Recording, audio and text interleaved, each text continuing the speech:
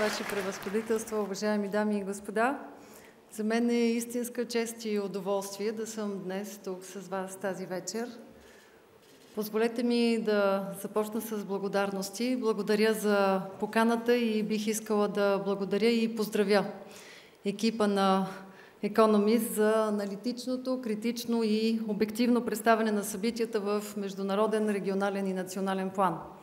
Сигурно е по-силно от мен. Бих искала специално да благодаря на дамите в екипа, защото, както винаги, мотора на дамската енергия показва колко високо можем да вдигаме летвата. За мен е истинско удоволствие днес да съм с вас и ще споделя своята визия за част от приоритетите за България през 2024 година. Беше изключително интересно да чуем кои са големите тенденции.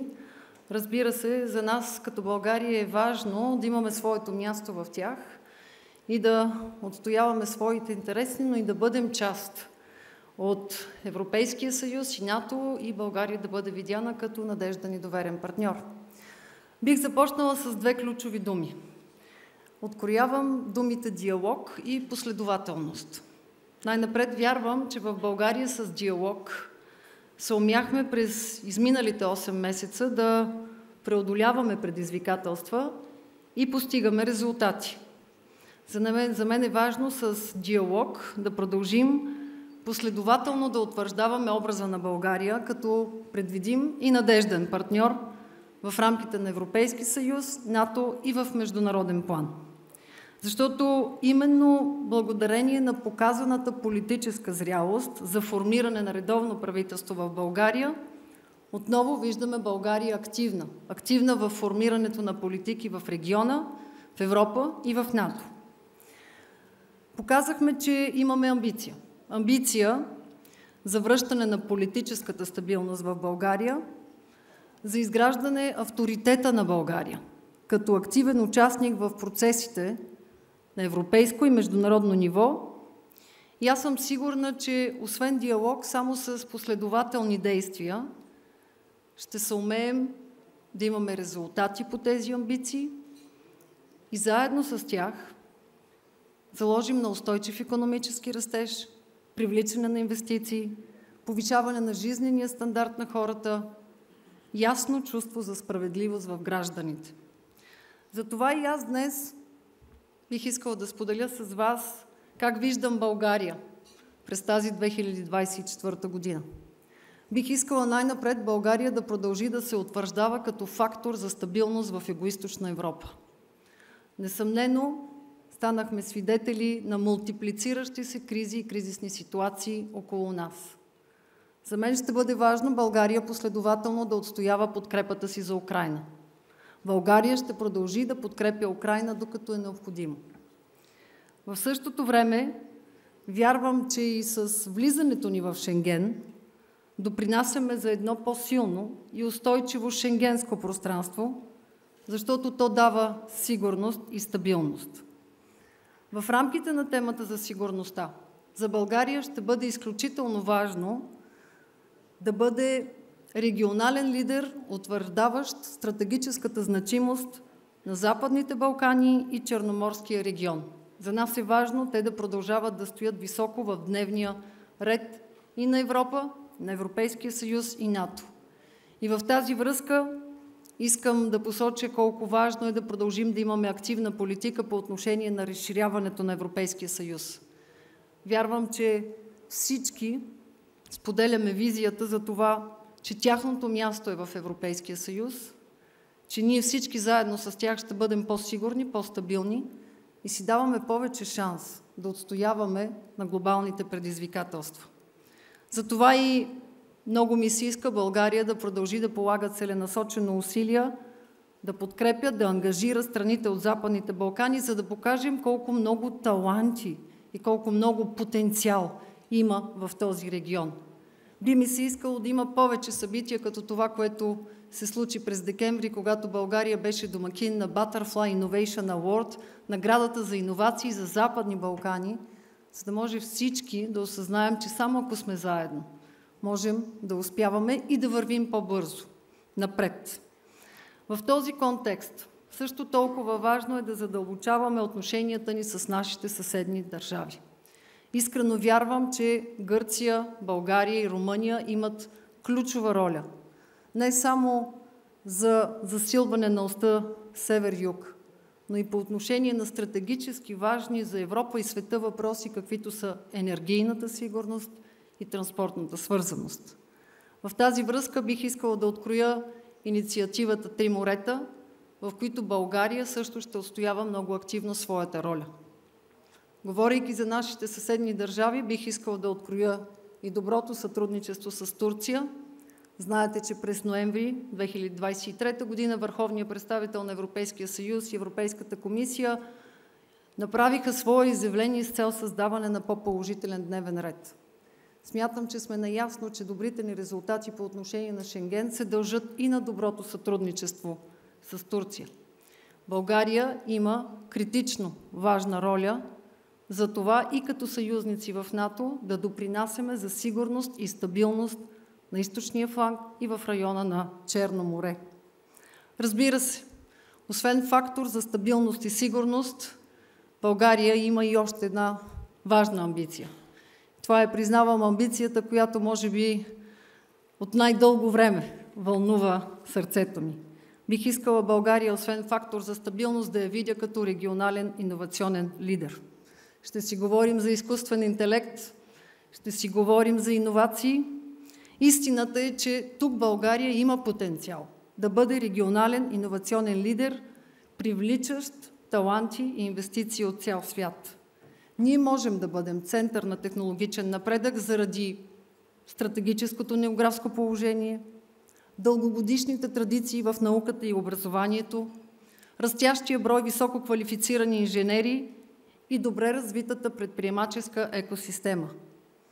За мен това е една добра основа, на която можем да стъпим и да се стремим към равномерно развитие на регионите, насърчавайки инвестициите и иновациите и повишаване на добавената стойност на продуктите и услугите на българските компании. За нас е изключително важно в партньорствата ни с държавите, които сме идентифицирали като наши партньори, партньорството да бъде и в областта на високите технологии. Поради тази причина се радвам, че предложението ми за включване на иновациите като част от стратегическото ни партньорство с Щатите, като част от стратегическото ни партньорство с Великобритания, но и с всички останали държави, с които ние ще продължим да работим, е един много силен сигнал. Разбира се, трябва да продължаваме да отговаряме на това, което казваме, че са амбиции. Ние имаме изключително добри примери и аз бих искала още веднъж да ги откроя. Вярвам, че всички имаме общи референции. Insight, EuroHPC Discover, Института големи данни за интелигентно бъдеще, компании като Endurosat и Dronamics. Вярвам, че те имат нужда от подкрепата ни, за да растат. България има потенциал да има своите глобални шампиони и вярвам, че в регионален план те могат да бъдат role models. Те могат да вдъхновяват и други. Затова за мен е изключително важно в всяко едно от партньорствата ни темата за иновациите да бъде застъпена и последвана от конкретни действия. Освен фактор за стабилност и освен регионален иновационен лидер, би ми се искало България да се откроява с стратегически партньорства. Днес повече от всякога ние имаме нужда от държави, с които споделяме общи ценности и с които заедно можем да дадем отговор на регионални и на глобални предизвикателства. Би ми се искало да не спираме всеки път списъка до едни и същи традиционни стратегически партньорства. Те са силни, тях трябва да ги надграждаме. Но би ми се искало да погледнем и към други бързо развиващи се части на света. Вече споменах за стратегическото партньорство с САЩ, с Обединеното кралство. Би ми се искало да обърнем поглед и към Япония, Индия, към Африка, към Близкия изток. Вярвам, че само с партньорства можем още веднъж да намалим рисковете от негативните влияния на феномени, които не познават граници и предложим решения, които да бъдат от полза за нашите граждани. И всичко това би ми се искало да изкристализира в една голяма амбиция. Смятам, че наистина е време България да има първата в историята си външнополитическа стратегия. Вярвам в това, че външнополитическа стратегия на България е предизвикателство, но и възможност. Вярвам в това, че тази стратегия трябва да бъде резултат от обществен консенсус. За мен това е процес, в който трябва да бъде включена максимална част от обществото. Започнахме го. Искрено вярвам, че само обединени можем и тази година, 2024 година, да се похвалим с първа външнополитическа стратегия на България. Тя не е важна за Външно министерство. Тя не е само за дипломатите. Тя е много ясна представа и отговор за амбициите ни, за това къде искаме да бъдем след 5, 7, 10 години, кои са нашите приоритети, кои са средствата, които ще дадем на наше разположение, за да ги постигнем. И аз вярвам, че това е документ, който ясно ще покаже как намерения могат да се превръщат в резултати. Разбира се, ключов приоритет за България ще остане присъединяването към еврозоната и Организацията за икономическо сътрудничество и развитие. Присъединяването към еврозоната е с амбициозна дата – 1 януари 2025 година, т.е. 2024 наистина е най-важната. Това, което за мен е важно, е да работим като екип. Важно е всичко, което Министерството на финансите и министъра на финансите Василев правят, имат подкрепата ни. Също толкова важно е да разгърнем малко по-активно комуникацията. Нека не бъдем наивни. Има и хора, които не виждат добрите страни. Ние споделяме положителната. Би ми се искало да има една мащабна комуникационна кампания, за да може всеки един гражданин да е запознат с практическите аспекти на въвеждането на еврото и това чрез предоставяне на достъпна, точна и навременна информация. Разбира се, че ще работим да изпълним всички критерии. Всички знаете кой е единствения критерий инфлация, за който трябва още да се потрудим. Вярвам в това, че в момента навлизаме в решителните месеци на процес, който ще доведе, аз вярвам в това, до пълноценна интеграция на България и в еврозоната. Присъединяването към Организацията за икономическо сътрудничество и развитие може би не е толкова добре познат приоритет. Но за мен той е стратегически, защото присъединяването ще послужи на България като катализатор за реформи, но ще има и благоприятен ефект за подобряване на икономическата стабилност, инвестиционния климат и стандарта на живот в региона на Югоизточна Европа. Смятам, че и на този етап усилията на България се виждат и се оценяват. От нас ще зависи да има по-ускорен процес, и той е свързан с много работа. И тук искам отново да подчертая колко важно е страните от региона да не се състезават помежду си, а да работят заедно, за да напредват по-бързо. Благодарна съм и на Хърватия, и на Румъния за това, че екипите ни работят заедно. Като трите страни кандидатки от региона, важно е, че осъзнаваме, че само ако работим заедно, споделяме добрите практики, може да се случи и по-бързо.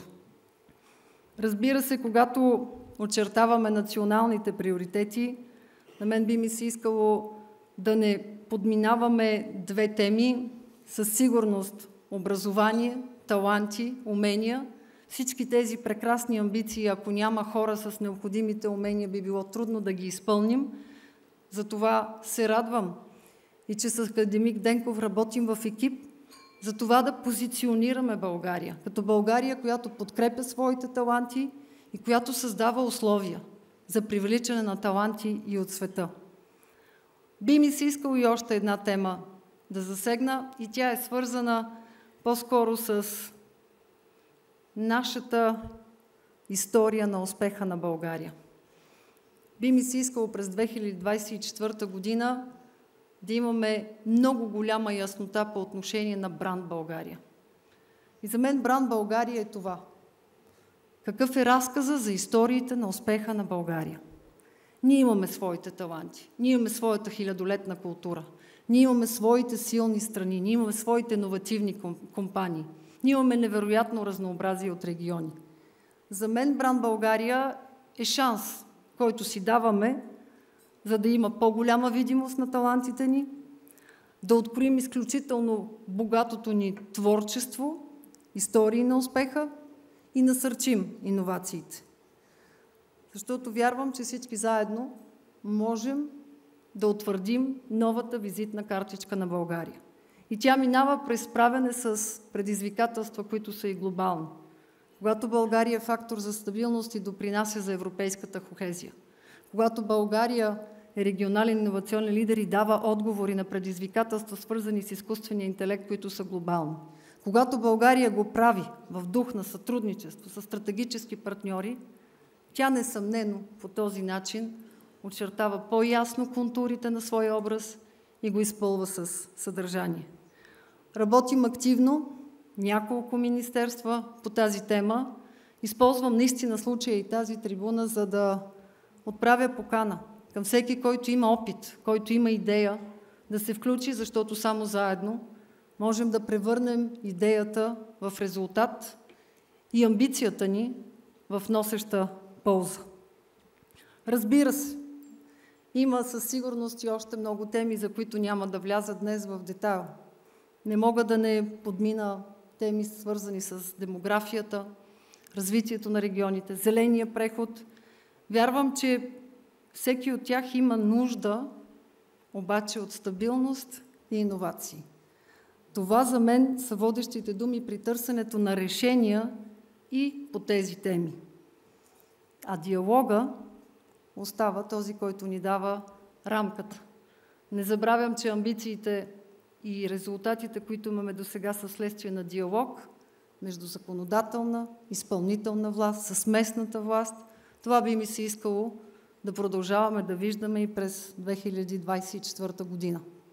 Диалог между всички, които могат да допринесат за реализиране на амбиция, а тази амбиция и резултатите по нея да бъдат свързани с чувството за сигурност и даване на видимост на иновациите, които всички заедно носят полза на гражданите на България, а по този начин и на гражданите на Европа и света. Надявам се истински, че ще продължим да показваме едно – силата на екип България. Благодаря от сърце. Come on, Jordan. You mentioned at the beginning of your speech reliability and stability, and clearly that's been an issue for Bulgaria for the last few years. You've struggled to form a government, and that has opened up constitutional questions about who's actually in charge, who gets to name judges and the likes. What I wanted to know is, so there are big policy differences between your two parties on the rule of law, on levels of taxation, on foreign policy. How do you guarantee that you can reach the compromise that you need to keep this power sharing agreement running? Because the cost of not doing, the cost of failure is so high. Well, first I would like to say that since the very beginning, we said it clearly, we are united because we have common priorities. We all want to see Bulgaria in Schengen, joining Eurozone or the OECD. We all want to see Bulgaria as a factor of stability, and we express very firmly our support for Ukraine. It's really time now to have this stability in order to concentrate much more efforts on regions, citizens, real challenges like climate change or digitalization, what's about the questions of our citizens linked to inflation, the prices. We can stay focused on this if we stay united, if we don't lose the direction. We all would like, I think, and that was really the spirit of this government, to put an end of the instability period, and by providing stability, to have much more energy, to stay focused on real problems, though that citizens would like to see as solved, and to see how all together we can shape solutions. Okay, I wanted to, this is a question I'm going to put to the President later on, but I wanted to, you're the Foreign Policy Chief, I wanted to put this to you too. What do you see as the pathway to peace in Ukraine, and what part can Bulgaria play in bringing that about, do you think? Well, I think that first, it's really important for us to say that we stand with Ukraine because we defend the right of a country, a nation, to defend its territory, the integrity of his territory. And for us, it's really important to respect these rules of the international order. After, the only one possible pathway to peace is the formula of peace of President Zelensky. We already expressed our firm support. Remember, there are 10 points, there are 10 working groups. Bulgaria is already involved very actively in 3 of them: energy security, food security, and environment security. We co-chair one of the working groups. Maybe one challenge is really to see how we can bring much more countries from the so-called global south to support this, because that's a real weakness that we have at this moment. And that's why one of the proposals of Bulgaria is to see if a co-chair of the working group on energy, on transport, on infrastructure can be a country outside of Europe, to see how together we can find a solution. So for us, it's very clear. We need to respect the integrity of the territory of Ukraine. We have only one issue, is to follow the formula of peace of President Zelensky. What about the Balkans?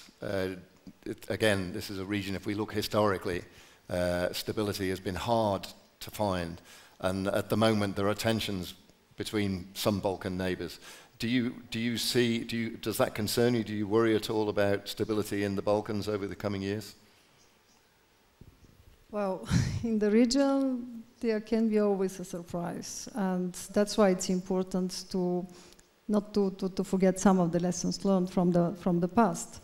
But that's why it's so important, this question of the European integration. And I would like really to repeat it. Bulgaria firmly supports the European integration of Western Balkans. Let's not forget, this topic was again on the agenda of the European Union thanks to the Bulgarian presidency.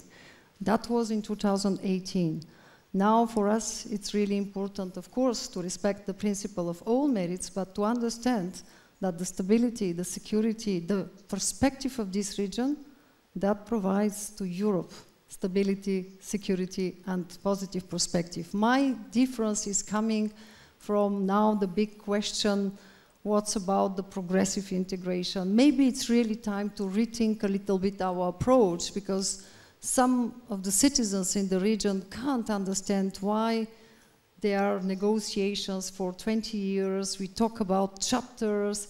They don't want to see that. They want to see what are the concrete benefits. And I have a very personal experience, because when I was European Commissioner for Digital Economy and Society, we realized the regional roaming agreement.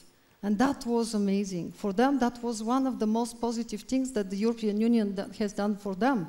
And that's not the only one. So I think that it's really time to think what, in a very concrete terms, we can give them, we can work together with them, and after to have all these discussions linked to chapters and negotiations process. But that will be one of the big debates, I think, linked to the European elections.